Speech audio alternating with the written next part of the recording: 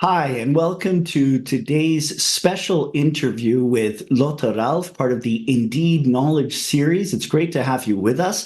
Today, we're looking at a very interesting piece of work and research that Lotta has led on insights from a country comparative analysis of preventing and countering violent extremism, evaluation structures and capacities in 21 European countries. We're going to dive into a conversation with Lotta on this research and find out what some of her findings are. But before doing that, just a brief introduction. Lotta Ralph is a doctoral candidate in the Marie Sklodowska-Curie Actions Doctoral Network Vortex and works with the Peace Research Institute in Frankfurt. She previously worked in the PREVAL project, Evaluation and Quality Management in Extremism Prevention, Democracy Promotion, and Civic Education, Analysis, Monitoring, and Dialogue, where she contributed to this international comparative study on PCVE evaluations and explored opportunities for a database for evaluation reports in Germany. Lotta also holds an MLit in Terrorism and Political Violence from the University of St. Andrews in the UK and a BA in International Relations and International Organization from the Rijksuniversiteit Groningen in the Netherlands. Lotta, welcome. It is wonderful to have you with us today. Thank you very much for having me. Now, Lotta, could we begin? I'd like to ask you, what are PCVE evaluation structures and capacities, and why was it interesting for you to look at them in European comparison? Yeah, so first of all, maybe we start with, the state of evaluations in our very interesting field. So I think we can all agree on the fact that these efforts, PCVE, CVE, whatever you may call them, they're not really often evaluated. So there has been some improvement in recent years, but the overall picture, I think we can all agree on that, remains rather grim. And what is needed are both more evaluations, so the quantity really needs to increase, and at the same time, their quality could also see some improvement. So very often, evaluations are still anecdotal, or practitioners struggle with really evaluating what they're doing. And at the same time, we've witnessed this kind of evidence-based movement in our field, which is analog to other areas as well, meaning that various stakeholders want such knowledge in our field. They request evaluations, and they're really interested in knowing about the effectiveness of PCVE measures. But what I was asking myself is, okay, why is there actually then still so little and not better evaluation, and how can we improve the situation as well? And I think the answer to this, or this puzzle, is really multi-layered, because on the one hand, it's mostly about skills, probably. And this is where I think the Indeed program or project is doing a very good job, or a fantastic job, in showing potential evaluators, but also policymakers, what evidence-based PCVE looks like and how evaluations can be conducted. But I would say that is not the entire picture, right? So skills are one thing. It is very important that people know how to evaluate. But, and this is where my project comes in, whether and how evaluation is carried out does not just depend on the skills, but also whether there are sufficient organizational and structural capacities in countries to do so. So evaluation, I would say, is also knowledge production and knowledge management as well. So yeah, if we see evaluation as this phase of initiating even an evaluation, then conducting it, and then using the results to do something. These are all functions that different organizations and stakeholders can take on. And now it's really interesting to look at how the system of actors works. So if we look at how these actors communicate, who is involved, what tensions are between those actors, these are all important elements of what I would call an evaluation system in countries. And a good quality management system of PCVE to make it more evidence-based has to rely on well-functioning structures. And I'm looking at particularly those in a European comparison. Lotta, I have to say, I find this incredibly interesting. Having worked for nearly 20 years in the evaluation field, I don't think I have ever seen a publication or report which really goes into looking at what are the evaluation structures in place at local or national levels to really address all of these different components of evaluation, from the quality and how evaluation is done to also this critical aspect that you mentioned, utilization and how to deal with knowledge management so that the actual findings and what can be harvested from an evaluation can actually lead to contributing to improving policy and practice in the field. Now, you've told us a little bit about what you mean by evaluation structures, and later I'd love to hear some examples, if you can share with us about some of the ones you've looked at. But could you tell us just a little bit first, how did you go about analyzing these evaluation structures and capacities? What approach did you take to it in your research? Yeah, of course. So first of all, I tried to do some fundamental research in trying to find out who's actually part of the game, so to speak. So who takes on which role, who demands knowledge about CV evaluation's effectiveness or measures effectiveness, who produces it, and then who also makes use of it. And do countries in Europe differ in that regard?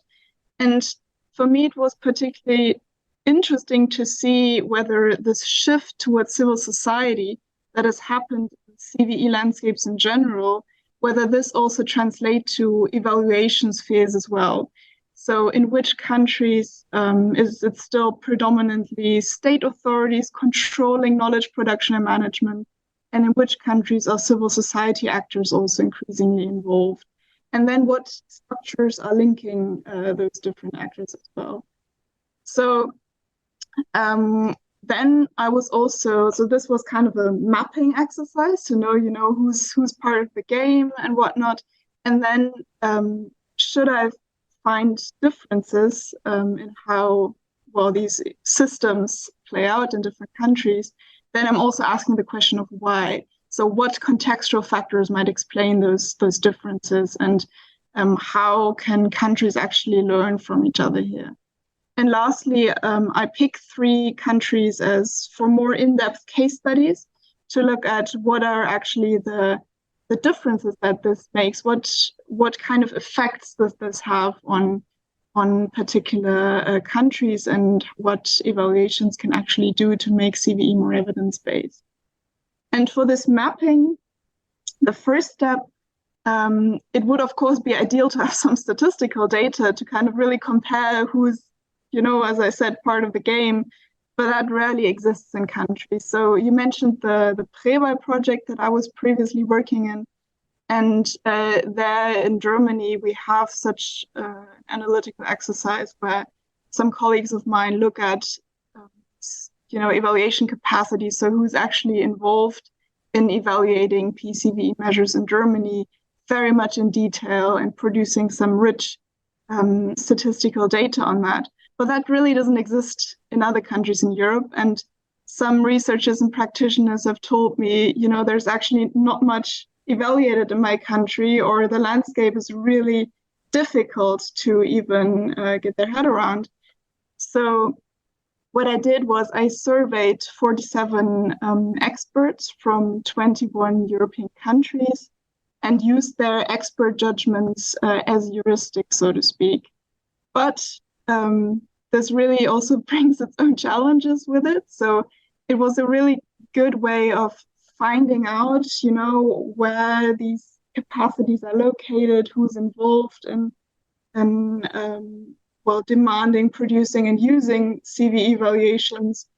But at the same time, what I noticed is that, experts have very subjective views and opinions. And even because this is such a difficult topic to kind of get a clear picture of what different countries are doing, the opinions also could differ greatly across countries and within countries even. And this is why sometimes when I now analyze the results, and this is where I'm currently at, I tend to also look at, where is consensus on some questions rather than what can we actually definitely say about particular countries. I would say also I'll when it leave it comes at that to for now. experts in the field today, there's quite a breadth of actual expertise and different levels of knowledge and understanding, experience, and what people are exposed to that can quite often have a significant impact on shaping how they think through and understand these issues. You mentioned Pre-Val. We also have a video interview with Sophie Ebeke and a podcast. We'll be doing a webinar together with them shortly, really diving into learning from the lessons of Pre-Val. But as you say, it is quite unique at this moment to have an initiative like that at a national level within Europe that tries to go a bit further in building some of that architecture of evaluation and knowledge management. Can I ask, in your research, is it possible at this stage to share any comparative findings or any key either conclusions or things you think need to be explored and understood more thoroughly? Yes and no. Always the answer in science, I feel like. I mean, as I said, it's really challenging to make definite statements on countries based on a few views of experts per country because they differ so much, and they differ for good reasons as well. Maybe that's what I also forgot to mention just now, and I think this was the same experience with the Preval survey. Different actors, different experts have different perspectives on the matter as well. So what I did in my survey is I deliberately picked experts with very different perspectives. So I wanted experts from both governmental circles, but also practitioners and researchers. And naturally, when they're asked, for example, whether policymakers play a great role in demanding knowledge on PCVE measures, I guess policymakers as experts will have a very different view on that as practitioners themselves. So that always needs to be kept in mind.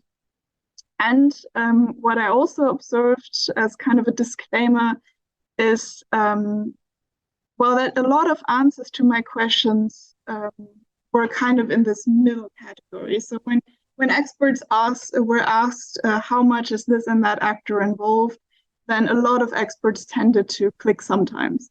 And I think that is quite a common phenomenon in surveys, where when people are rather, unsure about their answer, or when the question or the subject you're talking about is not really clear, then people tend to answer towards the middle, And this is, to me, really an indicator of how under-researched this whole, knowledge management and infrastructures, or as you said, institutional architectures regarding PCVE evaluations are.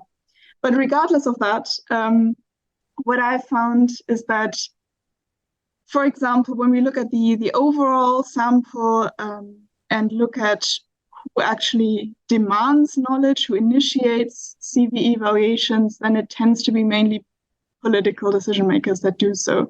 So 40% of my participants said that they would either almost always or often initiate these evaluations. But researchers from civil society were the second most often named actor that would initiate them. But here only 26% said that they would either or almost always or often do so. But another indicator for the great role that really political decision makers play is that very few experts said that they would rarely do so. So this really shows that demanding such knowledge is usually something done by political decision makers. Now, when it comes to producing these evaluations, the picture changes a bit. So here, the same amount of experts said that political decision makers as well as researchers from civil society would conduct them almost always or always. And researchers affiliated with government are also often involved. And lastly, political decision makers really enter back the stage when it comes to using the results, which is, I guess, also not a surprise. They are probably the most frequent users of CVE evaluation results compared to other actors, but also researchers either affiliated with government or from civil society or even practitioners are frequently involved when it comes to using them. And then I guess there are also some, preliminary country comparative findings, so to speak. Shall I also try to go into them? Very interesting to hear these. Okay. Well then, again, this is very preliminary at this stage, but for example, when it comes to requesting such knowledge, in Norway, the Netherlands, in Spain, Germany, or Hungary, political decision makers are really, upfront and there when it comes to asking or requesting knowledge about PCVE evaluations. But in Norway and Germany, and with the German case, I can confirm from my own perspective, it is also very often practitioners of civil society. So we have some countries where there's a rich tradition, a long tradition of civil society actors active in PCVE activities.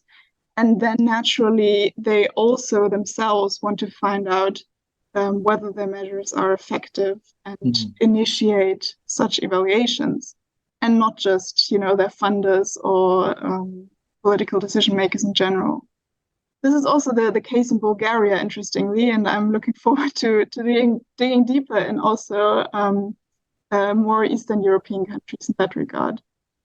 In Sweden, in Romania, Hungary, there's also often actors that are outside of the country who tend to be interested in knowledge about PCVE measures. So, regional organizations like the EU, but also international organizations like the UN or foreign governments tend to, be interested in the effectiveness of PCVE measures.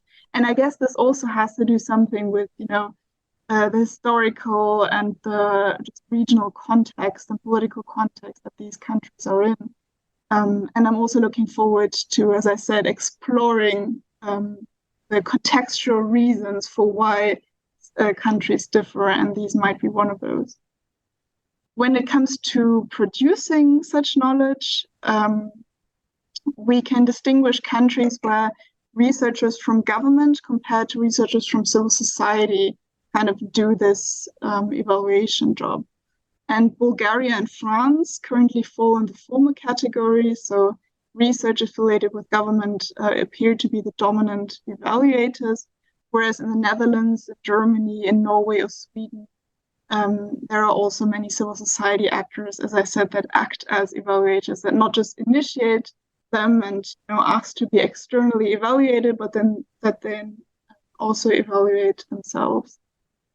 And lastly, regarding the use of them, in Greece, Hungary, Norway, in Spain, and in France, it is always or most often policymakers. But in France, just like in Finland and Romania, experts told me that can also be researchers affiliated with government, or in Norway, Bulgaria, Finland, and Denmark, practitioners affiliated with government. But as you can see, it's often affiliated with government. So there is a heavy state presence in that sense as well. But fitting to what I said before, civil society is also very strong in using evaluation results in Finland, Germany, and Bulgaria. So this distinction between, whether power or dominance or control over knowledge in our field is still dominantly in the hands of state actors or civil society is really an interesting differentiation to make and plays out in these findings as well. Now, there are a lot of questions we could dive into from what you've shared so far, and to try and tease out and understand a bit more from the research and perhaps also from your experience more broadly. The first that I'd like to get your thoughts on is if you could tell us a bit more when you're speaking about using knowledge, what is it being used for? how is it being used? So when you're saying, for example, that knowledge is often requested or used primarily from government, are they doing that to check efficacy of programs? Are they doing that to look at whether what has been promised by state agencies or NGOs is being implemented? So more looking at activity or output evaluation, or is it really diving into trying to understand what works, what doesn't, comparative evaluations of different approaches to be able to, for example, inform policy? One of the things that we're really looking at within the Indeed project is how to strengthen evidence-based policy making as well. So this aspect of when you speak about use, did you go further looking at a typology of different use, or how or what is the intent in that use by different stakeholders? Yeah, that's a very interesting question to ask, and I think it all ties in together, right? So when you look at the literature and also what many stakeholders and practitioners have told me during my work at Preval, there are a lot of assumptions, well, out there that depending on which stakeholder is taking on different functions in this evaluation cycle, sorry, this is very abstract, but I will get more clear in a second, then this has implications for how evidence-based or what kind of type of knowledge management there is. So if we take, for example, the scenario that a policymaker requests an evaluation, right? Then there is often the assumption that this policymaker is mostly interested in, value for money, or has very specific interests coming along with that request. And again, one is value for money, another can be, very, effectiveness, but very concrete ideas about effectiveness tied to specific output. So, policymakers asking for numbers is often a scenario that was presented to me a couple of times. And this is an assumption in the first place. But again, my kind of exercise of trying to find out who's actually involved in different stages of evaluation will exactly try to find out whether these assumptions are true. So when I dig deeper into specific countries, I will exactly try to find out whether this is the case. So whether, for example, if in one country it is predominantly policymakers who demand such knowledge, whether this actually has an effect on what kind of evaluations are produced, whether this results in the only knowledge about CVE measures to be numbers that don't really mean anything, or whether it actually can also be different in that some maybe good communication structures are built around evaluation, allowing the results also to be really meaningful and to inform an overhaul of a project or some really good continuation and adjustments for the future. So these are all questions that I will try to explore in more in-depth case studies. But as I said, it all ties in together. So depending on what actor has which functions, this can have implications for all these precise processes. And this gets precisely to the aspect of what is the scope and the purpose for which we're doing evaluations. What is the knowledge we're trying to gather? What are we trying to understand with these evaluations? And that's something that is so incredibly important to look at in the field. And as you've suggested, different stakeholders might have different things that they want to learn. So who's requesting the evaluation can often affect the scope and the purpose of it. You mentioned also in the beginning these really important aspects of both the quantity of evaluations, that's still a very large amount of the work done in the field is not being evaluated, but also the quality of evaluations. And that itself is a major challenge that we're still facing in the field, both in Europe and internationally. Before we go a little bit further into that, though, I'd like to ask you about an expression that you've used a number of times, something that we see as incredibly important within this field, and that's knowledge management. We've had feedback from a lot of practitioners and evaluators that very often when an evaluation is done, the current thinking of a lot of the practitioners in the evaluation field, those that actually do the evaluation, is to see their job as ending when a report is produced. And then some of these evaluators might also be, and are very often, academics. And one of their primary purposes might also be to bring it out as an academic publication. And the results, the findings and knowledge generated from these evaluations are often not formatted or brought forth in ways that can be useful for policy making and policy development, and very often do not actually reach practitioners. So I'd like to ask if you can both perhaps share some experiences or reflections when looking at this question of knowledge management and the architecture of evaluation in the PCVE field in Europe.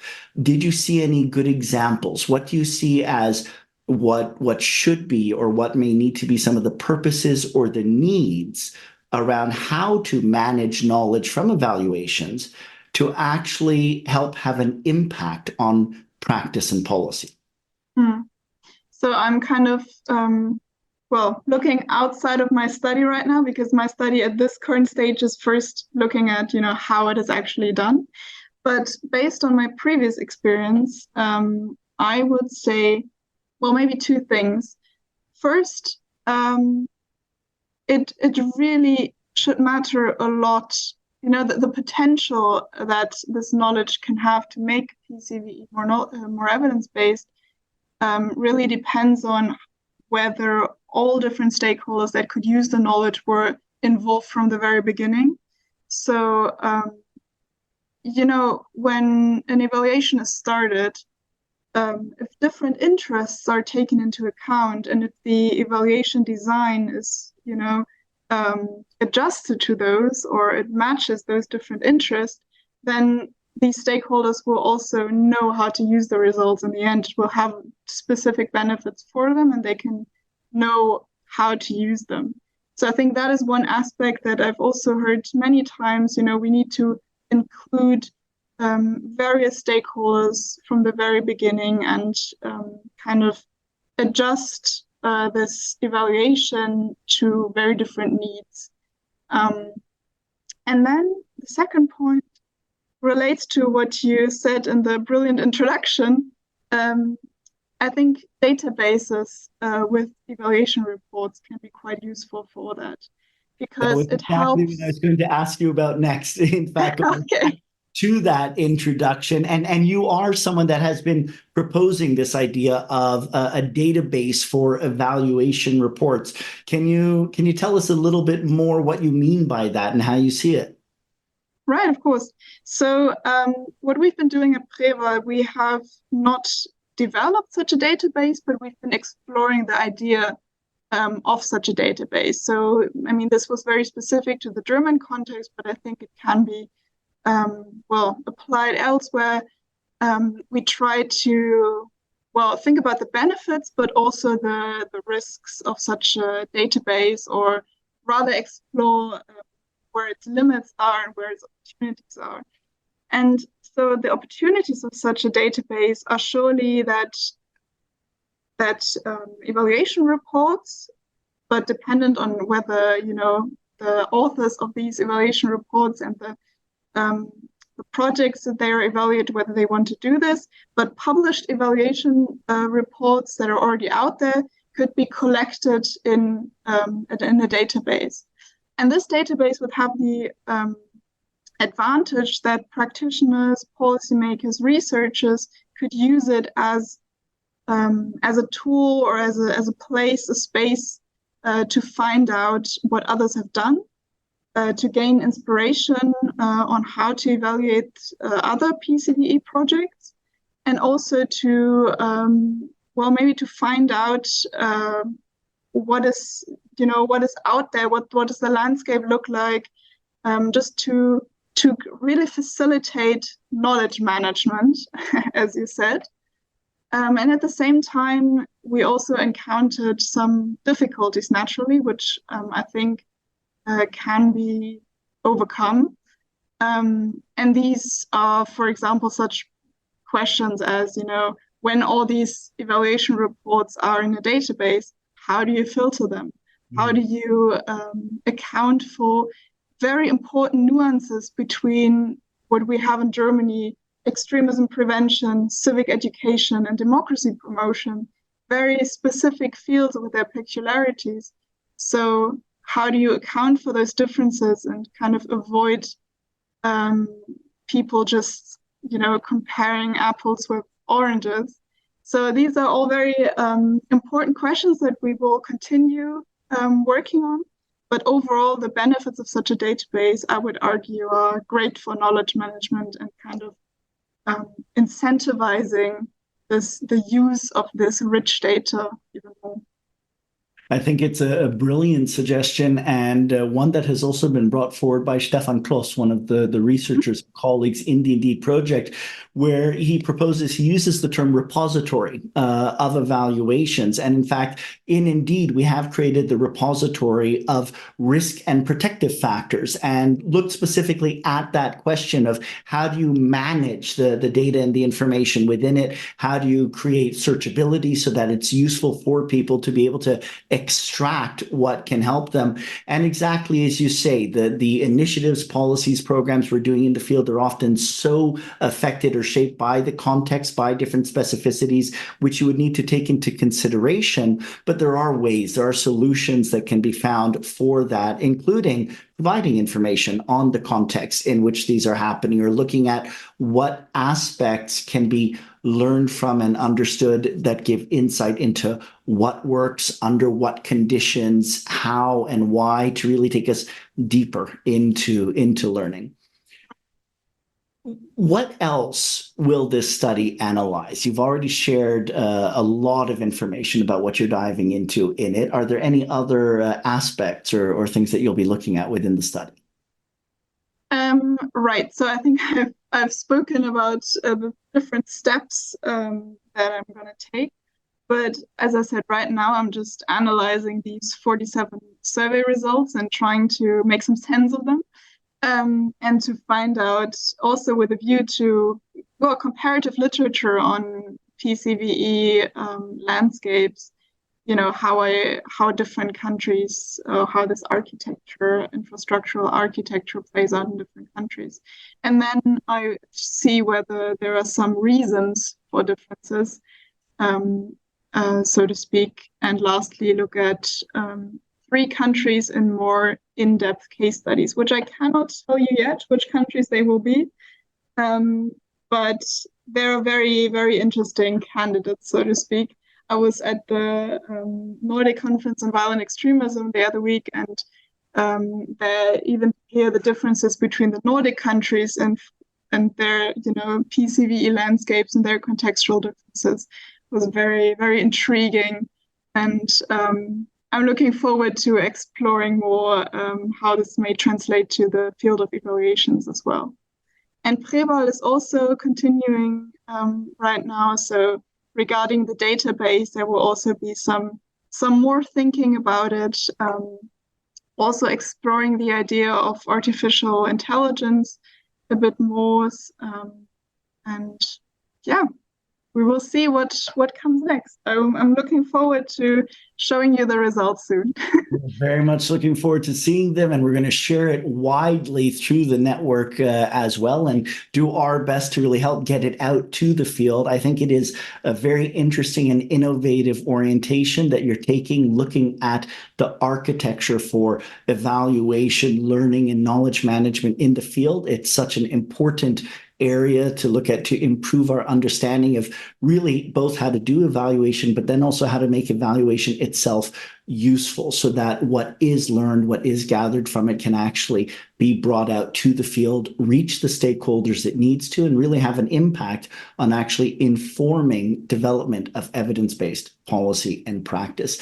Now, just before we finish today's conversation, I'd like to ask you to speak to us a little bit about what you said in the beginning, speaking about the quality of evaluations. I know that hasn't been the specific focus of your research, to really do a deep dive into comparative analysis of evaluations themselves.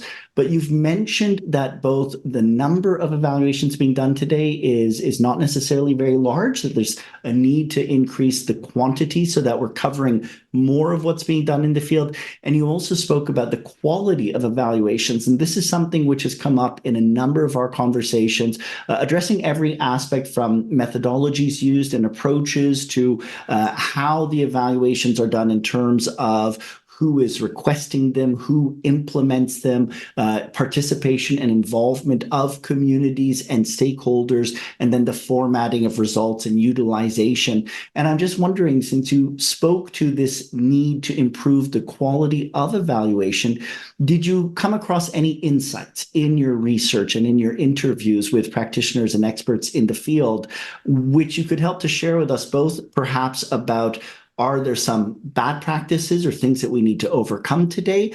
And are there some good practices or what we should be orienting to work to really improve the quality of evaluation in the PCVE field?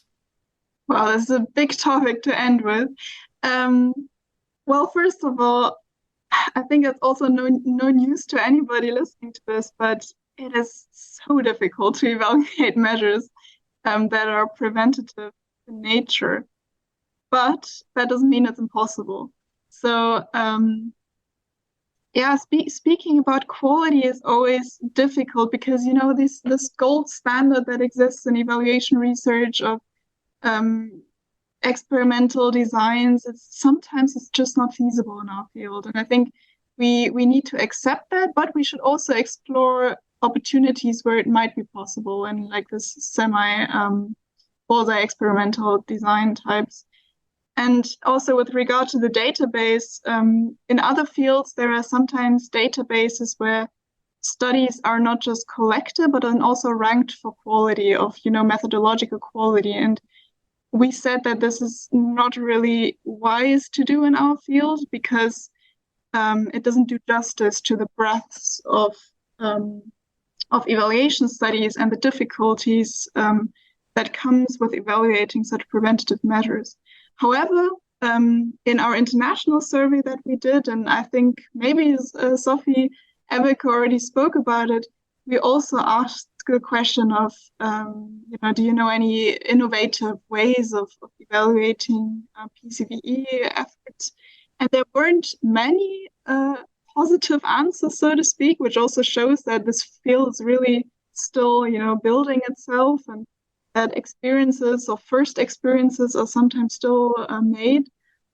But there were some I think interesting ideas, so ranging from you know, methodological tools like contribution analysis or comparative analysis, where you try to, you know, with different factors find out whether and to what extent and in what combination they contribute to a certain outcome. So there is a lot of room for exploring methodological approaches, and whether they can then be considered high quality or not is a matter of subjective judgment. But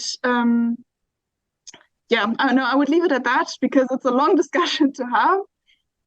But maybe as a takeaway, also for our database, like at this current point, doing any ranking, or so to speak, or judgment on what is considered as exceptional high quality or low quality is not really wise to do, also given the context-dependent nature of such evaluations.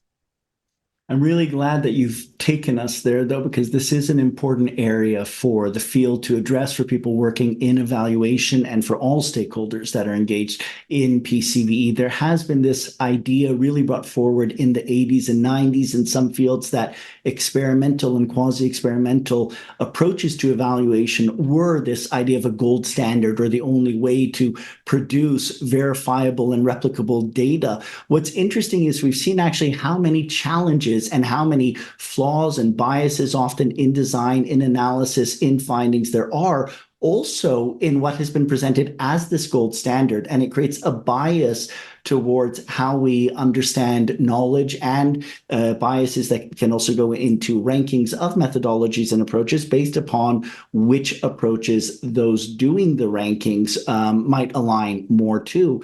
And this idea that we really need to look at innovative approaches while making sure that we do test for quality and whether those findings are valid and verifiable. We've also seen that there are a lot of issues in terms of prejudice and biases of the evaluators themselves and how this can feed into evaluation, not only of stakeholders and practitioners or those that we're engaging with. So how to address and deal with the issue of prejudices and biases. But there's a lot of room. The evaluation field, both in PCVE and globally in other areas, is really advancing, and this need to think through innovative approaches. One aspect that I really appreciate in the Indeed project, when looking at this definition of what do we understand as evidence-based evaluation, it highlights these three components, looking at best available existing and tested existing knowledge and evaluations. What can be learned from the knowledge and information that we have already gathered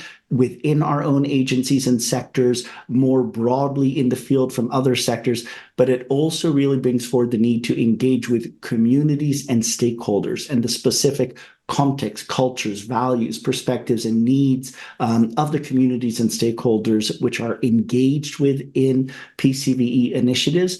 And that third area in the definition of evidence-based evaluation, professional judgment and expertise, and really creating spaces for engaging with practitioners to harvest their insights, their understanding, and what we're learning in the field. And here, this whole aspect of architectures of evaluation and architectures of knowledge management, how we bring together these different stakeholders, how we create spaces and processes for learning, for evaluation within and across sectors is definitely one of the frontiers of this work in Europe and internationally. And Lotta, I'd just like to thank you so much for being with us today, for sharing from your ongoing research, wishing you the very best as you continue and work forward with it. And we are excited and looking forward to the results.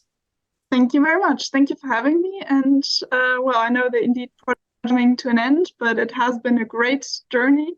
And I'm looking forward to, well, seeing more of your work coming out, and best of luck.